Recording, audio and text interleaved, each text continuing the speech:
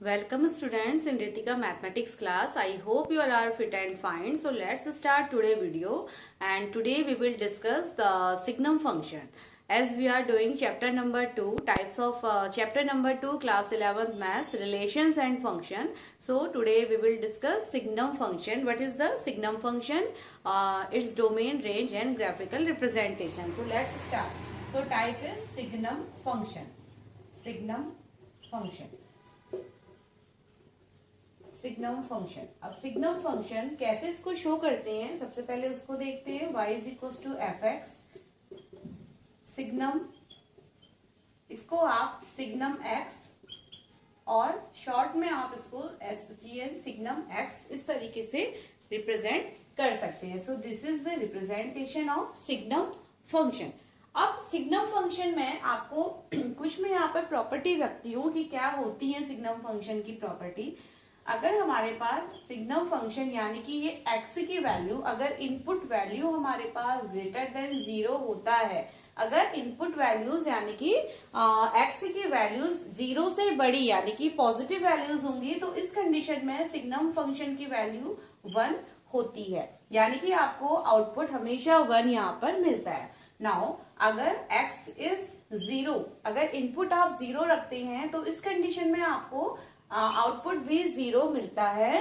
And अगर input आपका less होता है 0 से यानी कि निगेटिव नंबर्स होंगे तो यहाँ पर आपका आउटपुट हमेशा -1 मिलता है. तो ये 3 कंडीशन के साथ हम थोड़ा सा सिग्नम फंक्शन को और समझते हैं. लेट एग्जाम्पल कुछ ले लेते हैं. लेट सिग्नम फंक्शन पाई. अगर सिग्नम फंक्शन हमें पाई की वैल्यू लेनी है तो पाई की वैल्यू क्या हो जाएगी. पाई यानी कि ग्रेटर टू 0 है, रखेगा ना वैल्यू. पाई की वैल्यू क्या होती है हमारी 3.14 समथिंग होती है पाई इज. तो पाई यानी कि ग्रेटर टू 0 है, तो इस कंडीशन में हमारा आउटपुट क्या हो जाएगा 1 होता है. अगर सिग्नम फंक्शन की वैल्यू 1 प्लस एक्स स्क्वायर कुछ इस टाइप की होगी, ठीक है, तो अगर आप यहाँ पर 1 प्लस एक्स स्क्वायर यानी कि 1 से तो ग्रेटर ही है वैल्यू, तो अगर 1 से ग्रेटर दैट मीन्स 0 यानी कि इसकी वैल्यू 0 से तो ग्रेटर ही आएगी, तो उस कंडीशन में आउटपुट हमारा 1 हो जाएगा. अगर आपकी सिग्नम फंक्शन की वैल्यू, अगर आप लेते हैं signum function less than 0, let signum function हमारा कुछ इस तरीके का है 4 माइनस, आप ऐसे ले सकते हैं कि 4x minus 8x, 4x minus 8x. तो इस कंडीशन में यानी कि हमारे पास क्या हो जाएगा -4x, और आप कोई भी वैल्यू यहाँ पर x की पुट करेंगे बट वैल्यूज आपकी हमेशा निगेटिव ही रहती है, तो उस कंडीशन में हमारा आउटपुट क्या रहता है हमेशा 1 होता है. और अगर सिग्नम फंक्शन की वैल्यू कुछ हो जाती है 0, अगर signum function 4x minus 4x कुछ इस तरीके का अगर आपके पास फंक्शन है यानी कि 0, तो उस कंडीशन में हमारे पास सिग्नम फंक्शन का आउटपुट क्या हो जाएगा 0, यानी कि आउटपुट हमारे पास या तो 1 होंगे. कब, जब आपकी वैल्यू ग्रेटर टू 0 है या पॉजिटिव नंबर्स हैं. 0 होगा आउटपुट जब आपके पास सिग्नम यानी कि x की वैल्यू 0 है, और निगेटिव होगा आउटपुट अगर आपके पास x की वैल्यू क्या होती है लेस देन 0 होती है, तो आउटपुट विल बी -1. तो कुछ इस तरीके से हमारा सिग्नम फंक्शन वर्क करता है. तो अब अगर सिग्नम फंक्शन को देखते हैं तो हमारा यानी कि डोमेन ऑफ सिग्नम फंक्शन क्या हो जाता है. डोमेन इस कंडीशन में हमारी हो जाएगी any real valued function. Any real value को हम यहाँ पर पुट कर सकते हैं. So domain will be -infinity to +infinity. It is the domain of any signum function. And range यानी कि आउटपुट, जैसा हमने देखा कि हमें आउटपुट में या तो -1 या 0 या 1, केवल ये 3 वैल्यूज हमें आउटपुट मिलता है. तो ये तो था domain and range of any signum function. Now let's come to its graphical representation. अब हम इसको ग्राफिकली सिग्नम फंक्शन को कैसे रिप्रेजेंट करते हैं आप उसको समझते हैं थोड़ा सा ग्राफिकली. हम इसका मैं डोमेन फंक्शन का लिख देती हूँ यहाँ पर -infinity to +infinity. Range of function हमारा -1, 0 एंड 1.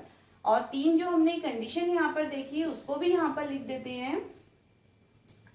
ग्रेटर टू 0 की कंडीशन में वैल्यू होगी 1 x इक्वल टू 0 की कंडीशन में वैल्यू होगी 0 एंड x लेस देन की कंडीशन में वैल्यू होगी आपकी -1। तो इस कंडीशन के साथ हम इसका एक ग्राफिकल रिप्रेजेंटेशन देखते हैं। तो ग्राफिकल रिप्रेजेंटेशन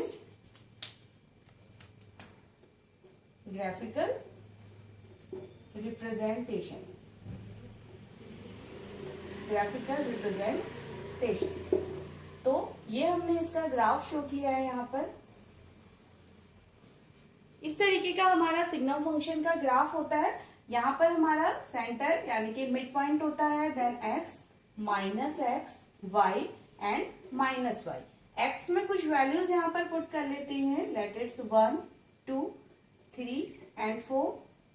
वाई में कुछ वैल्यूज रख लेते हैं 1 2 3 and 4, then -3 and -4 and here -1 -2 -3 -4। अब आप जैसा यहाँ पर हमने देखा कि हम कोई भी डोमेन यानी कि इनपुट x की वैल्यूज हम कुछ भी यहाँ पर रखते हैं तो y हमें या तो -1 मिलेगा या हमें 1 मिलेगा या हमें 0 मिलेगा। तो x इक्वल्स टू 0 में y भी 0, तो एक पॉइंट हमारा 0 0 पर रहता है। Now x is less than, अगर x greater to 0, x greater to 0 होगा तो y हमारा हमेशा क्या होगा उस कंडीशन में, y हमारा 1 ही यानी कि कांस्टेंट वैल्यू की तरह मूव करता है। यानी कि y हमारा हमेशा इस कंडीशन में जब x हमारा क्या है ग्रेटर देन 0 है, तो इस यानी कि पॉजिटिव वैल्यूज में अगर x है तो y हमारा हमेशा 1 एज ए कांस्टेंट रहता है। नाउ अगर x हमारा लेस देन 0 है, लेस देन 0 यानी कि x की वैल्यू लेस देन 0 इधर की तरफ है निगेटिव नंबर, तो उस कंडीशन में भी हमारा y क्या हो जाएगा, y हमारा हमेशा -1 वैल्यू देता है। तो -1 को थोड़ा सा यहाँ रखते हैं, तो डेट इज यानी कि इस तरीके से हमारा y हमारा इस तरीके से कांस्टेंट होगा। यानी कि अगर x की वैल्यू 1 है तो भी y 1 है। अगर ऐसे समझ सकते हैं आप इसको, अगर x की वैल्यू 1 तो भी y 1, अगर x की वैल्यू 2 तो y 2, x की वैल्यू 3 तो y 3, x की वैल्यू यानी कि y कांस्टेंट। ऐसे इधर क्या हो जाएगा, अगर x आपका x -1 यहाँ पर है तो भी y -1, x -2 तो y -2, अगर x -3 y -3, तो यानी कि इस तरीके का हमारा एक ग्राफिकल रिप्रेजेंटेशन सिग्नम फंक्शन की कंडीशन में मिलता है। तो आई होप चिल्ड्रन की सिग्नम फंक्शन आपको यहाँ पर कंप्लीटली समझ में आया होगा। So please note it down.